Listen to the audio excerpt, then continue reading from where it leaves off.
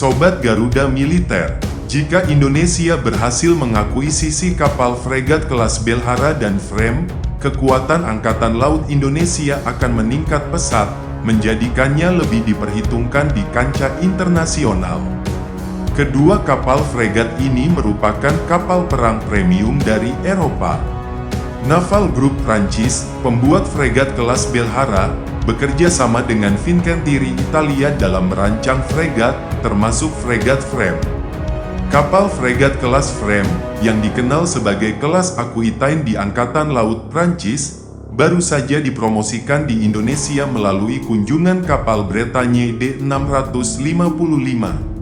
Melansir Dispen TNI AL, kapal fregat ini telah merapat di JICT-2 Tanjung Priok, Jakarta Utara pada tanggal 20 Mei tahun 2024 dan mengadakan open ship untuk masyarakat. Nah, Sobat Garuda Militer, Prancis sebenarnya menawarkan kapal fregat kelas Aquitaine ke Indonesia, namun Indonesia lebih memilih membeli fregat Frame dari Italia meski prosesnya tertunda. Sementara itu, Naval Group kini menawarkan kapal fregat kelas Belhara atau disebut juga FDI. Anehnya yang pertama kali membeli fregat ini adalah Yunani, dan kemudian Prancis mengikuti.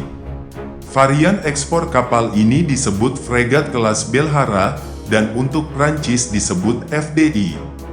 Yunani membeli 3 unit Belhara seharga 2,1 miliar euro, atau sekitar 36 triliun rupiah. Naval Group di laman Instagramnya telah memposting foto Kepala Staf Angkatan Laut atau KSAL Laksamana TNI Muhammad Ali dan pejabat TNI AL yang mengunjungi galangan kapal mereka di Lorient yang diduga menjadi pilihan kapal perang terbaru Indonesia. KSAL Ali mengatakan bahwa kapal fregat kelas Belhara ini adalah kapal fregat yang sangat modern dan bisa menjadi salah satu opsi pengadaan di masa depan. Sebagai informasi, kapal fregat kelas Belhara ini memiliki bobot 4.000 hingga 4.500 ton dan panjang 122 meter. Kapal fregat ini dilengkapi dengan radar AESA Thales Seafire yang mampu mendeteksi ancaman hingga lebih dari jarak 400 km, sonar King Clip 1115 untuk mendeteksi kapal selam, serta persenjataan berupa 8 rudal anti kapal Exocet MM40 Block 3C, dan rudal anti serangan udara Aster 15 atau 30, tergantung permintaan pembeli. Kapal fregat ini juga dapat mengakomodasi helikopter, drone, dan 1 detasemen satuan elit dengan 2 unit kapal komando khusus. Teknologi pada kapal fregat FDI ini menggunakan sensor paling modern, termasuk radar multifungsi dengan antena aktif dan panel tetap. Kapal fregat FDI Perancis akan dilengkapi dengan tiang tunggal, yang menyatukan semua sensor udara, memungkinkan pengawasan 360 derajat secara permanen. Nah, Sobat Garuda Militer, jika ditawari kapal fregat FDI atau kelas Belhara, besar kemungkinan Indonesia akan tertarik membelinya.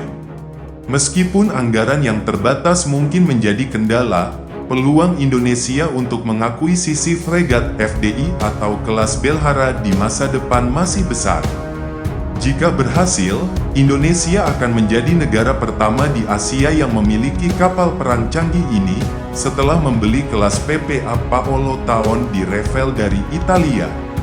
Mengoperasikan kapal fregat kelas Belhara dan Frame akan memberikan peningkatan kapabilitas tempur yang signifikan, memungkinkan deteksi dan reaksi cepat terhadap ancaman, serta kemampuan serangan jarak jauh dan pertahanan udara yang kuat.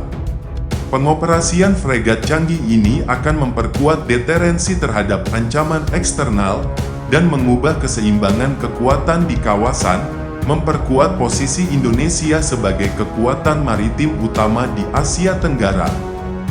Namun, terdapat tantangan dalam hal biaya, pemeliharaan, dan integrasi sistem.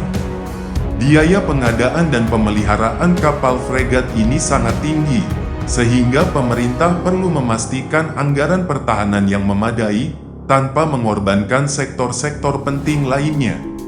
Pemeliharaan yang tepat dan rutin, serta pelatihan intensif bagi kru TNI AL juga diperlukan untuk memastikan efisiensi dan efektivitas operasi kapal perang.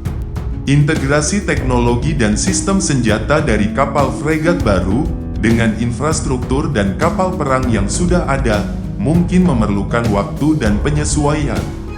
Nah, Sobat Garuda Militer, mengakuisisi dan mengoperasikan kapal fregat kelas Belhara dan kelas Frame akan memberikan keuntungan strategis yang besar bagi Indonesia, baik dalam hal peningkatan kapabilitas tempur, pengaruh diplomatik, maupun status regional.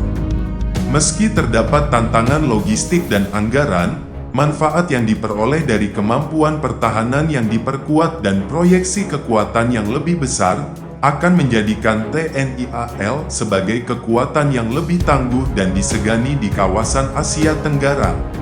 Ini juga akan membuka peluang kerjasama lebih lanjut dengan negara-negara produsen, memperkuat hubungan bilateral dan multilateral yang strategis. Jangan lupa untuk like, subscribe, komen, dan aktifkan lonceng notifikasi agar tetap terhubung dengan Garuda Militer. Sampai jumpa di video berikutnya.